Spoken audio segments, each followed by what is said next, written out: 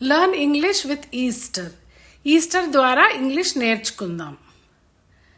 Easter is a Christian festival that celebrates the resurrection of Jesus Christ from the dead. It is the most important event in the Christian faith. Easter అనేది యేసుక్రీస్తు మరణానంతరం లేచిన దినం. Easter అనేది క్రైస్తవుల పవిత్ర పండగ. ప్రభు యేసుక్రీస్తు మరణించి 3వ రోజున లేచి వచ్చిన సంఘటనను ఈరోజు జరుపుకుంటారు. ఇది క్రైస్తవ ధర్మంలో అత్యంత ముఖ్యమైన రోజు. రిజరెక్షన్ అంటే ఏదో నేర్చుకుందాం. Resurrection means coming back to life after death.